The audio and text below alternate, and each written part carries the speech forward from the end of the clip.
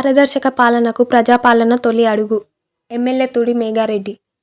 నిస్సహాయులైన అర్హులు ప్రతి ఒక్కరికి ప్రభుత్వ సంక్షేమ పథకాల ఫలాలను అందించాలన్న ముఖ్య ఉద్దేశంతో రాష్ట్ర ప్రభుత్వం ప్రజాపాలన కార్యక్రమం ప్రారంభించిందని ఎమ్మెల్యే తుడి మేఘారెడ్డి అన్నారు. గురువారం వనపర్తి జిల్లా కేంద్రంలోని 14వ వార్డు బ్రహ్మంగారి ఆలయంలో ఎమ్మెల్యే తుడి మేఘారెడ్డి జిల్లా ఇన్ఛార్జ్ కలెక్టర్ సంచిత్ గంగ్వార్తో కలిసి ప్రజాపాలన కార్యక్రమాన్ని ప్రారంభించారు. ఈ సందర్భంగా ఎమ్మెల్యే తుడి మేఘారెడ్డి మాట్లాడుతూ అభయాస్తం 6 గ్యారంటీలు అమలును అర్హులైన పేదలకు పారదర్శకంగా అందించాలని ప్రజాపాలన కార్యక్రమం ద్వారా దరఖాస్తులను స్వీకరిస్తున్నామని తెలిపారు. వనపర్తి జిల్లాలోని 255 గ్రామ పంచాయతీలలో 5 మున్సిపాలిటీలు 79 వార్డులలో దరఖాస్తుల స్వీకరణ ప్రక్రియ డిసెంబర్ 28 నుండి జనవరి 6వ తేదీ వరకు పని దినాలలో దరఖాస్తులను స్వీకరిస్తామన్నారు. ప్రజాపాలన కార్యక్రమంలో 6 గ్యారంటీలతో పాటు ఆహార భద్రత కార్డు, రేషన్ కార్డుకు కూడా దరఖాస్తు చేసుకోవచ్చన్నారు. ఈ కార్యక్రమంలో జిల్లా అటవీశాఖ అధికారి Naveen Reddy, DRDO Narasimhulu, municipal commissioner Vijaya Simha Reddy, విద్యుత్ శాఖ డి నరేంద్ర కుమార్, కౌన్సిలర్లు బ్రహ్మంచారి, చీర్ల చందర్, కాంగ్రెస్ పార్టీ నాయకులు, ప్రజలు తదితరులు పాల్గొన్నారు.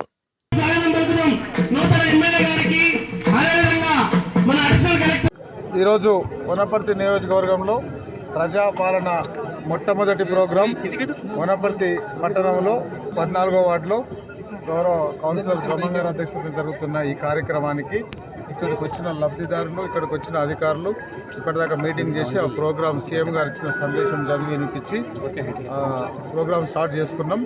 దీనిలో ఇప్పటిదాకా మీరే సాక్ష్యం, ఎంతమంది లబ్ధిదారులు వచ్చారు, ఎట్లా ఉన్న వాళ్ళ కోరికలు ఏంటి, మేము ఇచ్చిన మేనిఫెస్టోలో వాళ్ళకి డబుల్ బెడ్రూమ్ ఇండ్లు ఎవరికి కావాలి, రేషన్ కార్డులు ఎవరికి కావాలి, మిగతా కార్యక్రమాలన్నీ ఇంతమంది పబ్లిక్ ఒక వార్డు నుంచి ఇంతమంది వచ్చారంటే గడిచిన 10 సంవత్సరాల్లో వాళ్ళు చేసిన అభివృద్ధి అర్థమవుతుంది, బీఆర్ఎస్ పార్టీ చేసిన అభివృద్ధి అర్థమవుతుంది.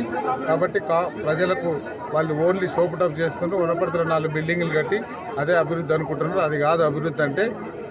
మమ్మల్ని గెలిపించి అసెంబ్లీకి పంపిస్తే మా సీఎం గారు మమ్మల్ని మళ్ళీ తిరిగి గల్లీలోకి పంపించి గల్లీలో ఏం సమస్యలు ఉన్నాయి ఏంటి మీరు అక్కడే కూర్చొని అధికారులను పెట్టుకుని అప్లికేషన్లు తీసుకోమని మమ్మల్ని ఇక్కడ ఆదేశిస్తే గల్లీకి వచ్చినాం.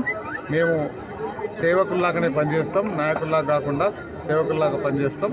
ఇక్కడ వచ్చిన ఈ అప్లికేషన్లు అన్నీ తీసుకొని 100 రోజులలో మేము ఏమేమి చేయగలము, ఎట్లా చేయగలము, రాష్ట్ర ప్రభుత్వ ఆర్థిక పరిస్థితిని బట్టి ఒక్కొక్కటి చేసుకుంటూ పోతాం.